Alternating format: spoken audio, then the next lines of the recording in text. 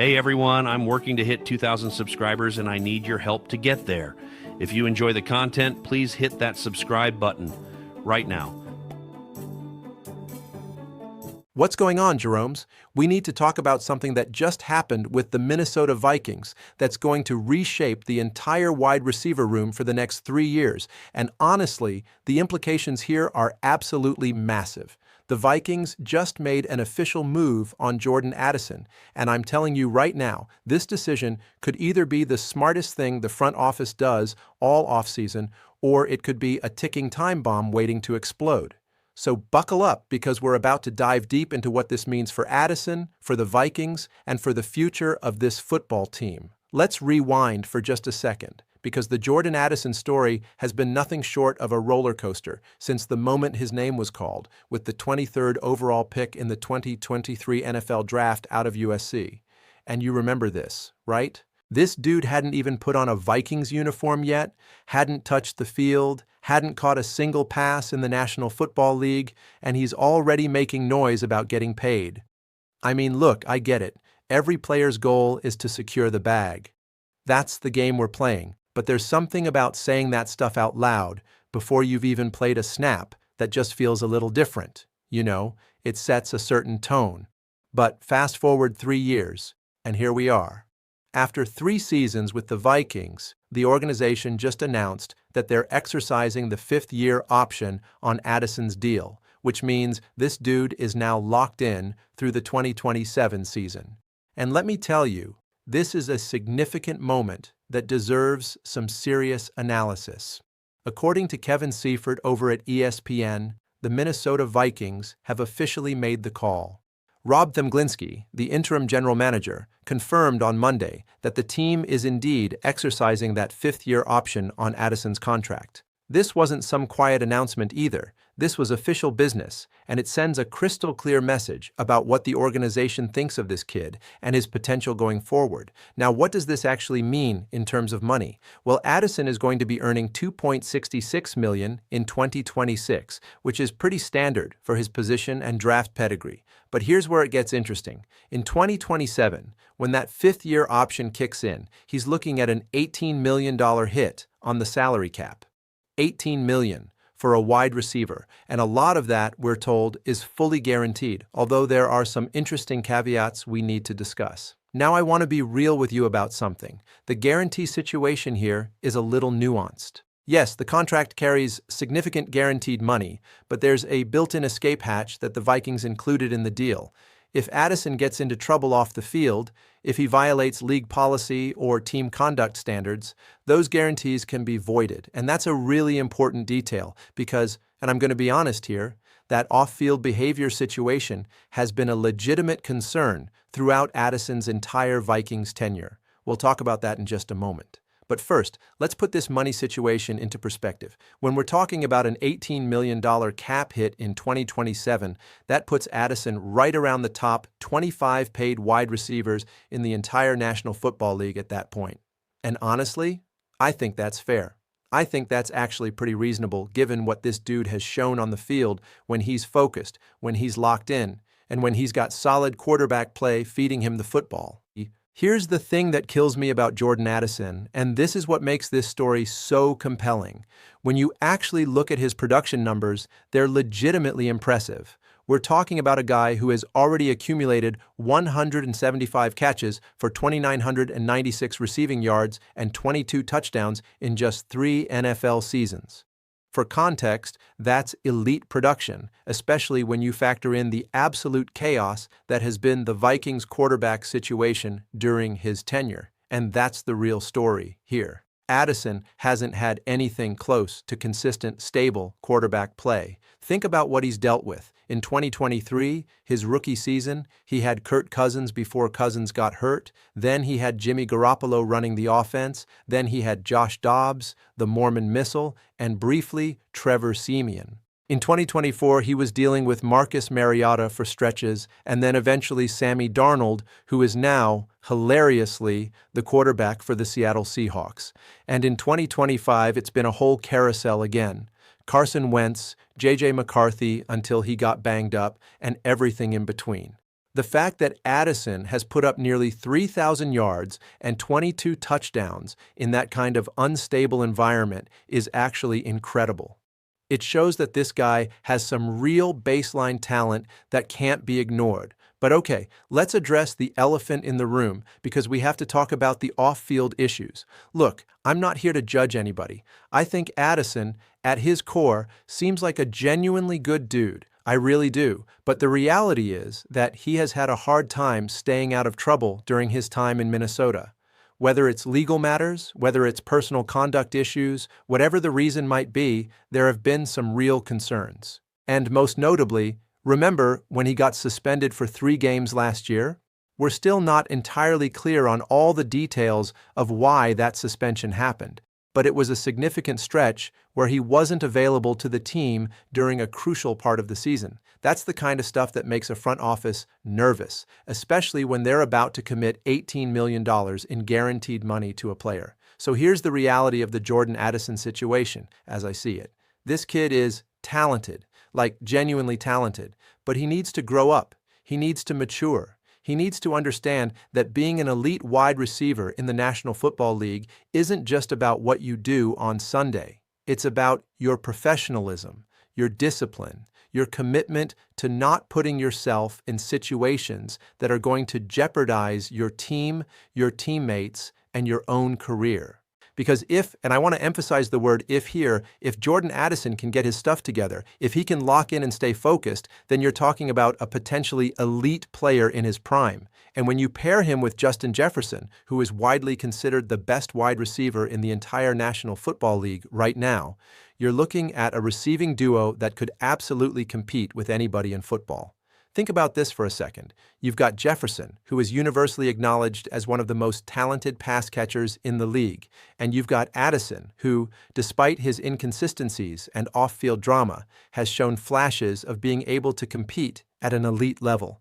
And now, here's the part that really excites me about the Vikings going forward. They just brought in a new quarterback situation. Kyler Murray is going to be slinging it around in Minnesota, and Kyler Murray is a quarterback who loves to spread the ball around to his playmakers. He's a guy who feeds his receivers. He puts his wide receiver 1 and wide receiver 2 in position to make plays.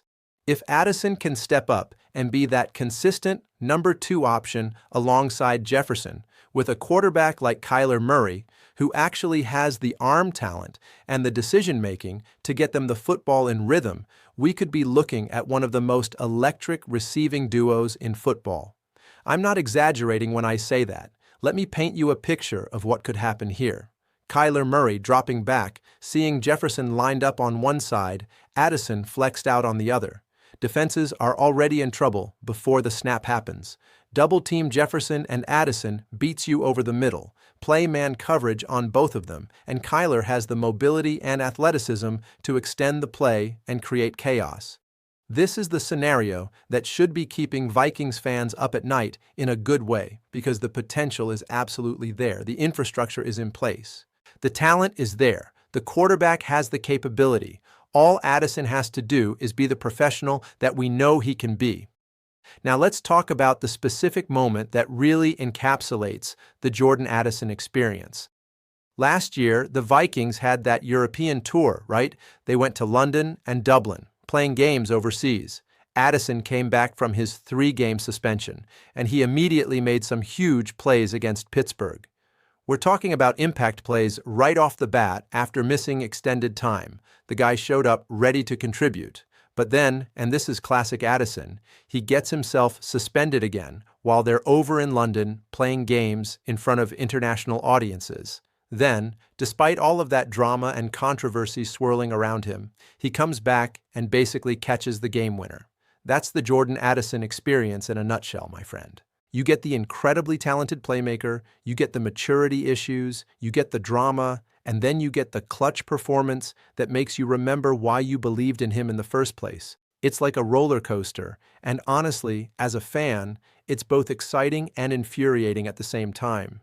So let's break down what the Vikings front office is actually saying with this decision to exercise the 5th-year option. Rob Themglinski, the interim GM, said that Addison is an important player for the Vikings and that he's an impact player. Now that language matters. They're not hedging. They're not saying, well, we think he could be. They're saying he is an impact player. He is important. And when you're putting $18 million on the books for 2027, you're obviously betting that this guy is going to clean up his act and become the consistent, professional, elite-level wide receiver that his talent suggests he can be. You're making a statement about your organizational priorities and your belief in this player's future trajectory. The question, though, the real question that every Vikings fan should be asking themselves is this: is Jordan Addison actually going to mature and stay out of trouble, or are we going to see a repeat of the pattern that's defined his first 3 years in Minnesota? Because that off-field guarantee clause isn't there for decoration. It's there because the organization clearly has concerns about his conduct. They're protecting themselves while simultaneously putting their chips on the table and saying, "We believe in you, but you've got to prove it."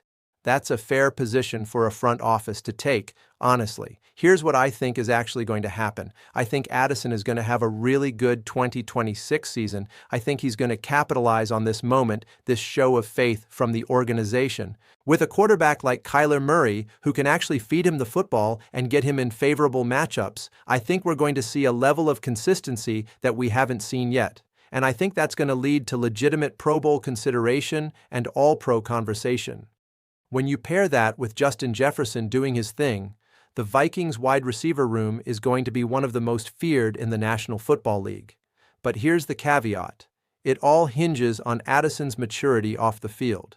It all hinges on him understanding that he's on a prove-it stage right now. He's been given an opportunity to cash in on his third-round talent, and he needs to understand the gravity of that opportunity. The 2027 deal is interesting too because it's not just about money, it's about leverage. If Addison plays well in 2026, he's going to have options. He's going to be able to negotiate, to explore free agency, to have conversations with other teams. If he plays poorly, or if there are more off-field issues, the Vikings can void those guarantees and cut him loose or renegotiate from a position of strength.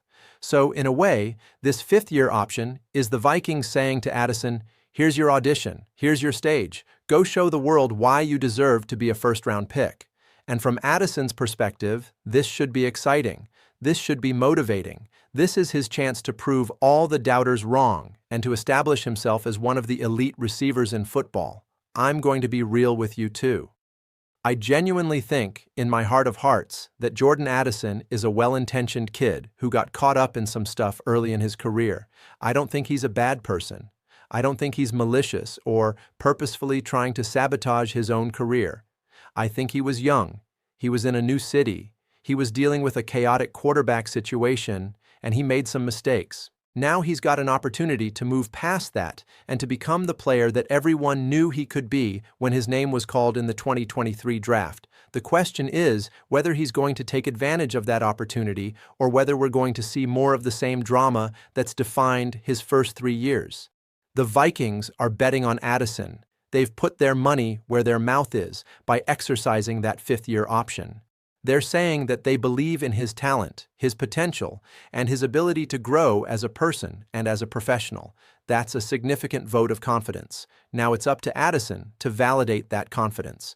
Because if he does, if he comes out in 2026 and 2027 and produces at an elite level while staying out of trouble, then the Vikings could have a legitimate contender on their hands with 2 elite receivers and a quarterback in Kyler Murray who knows how to get them the football.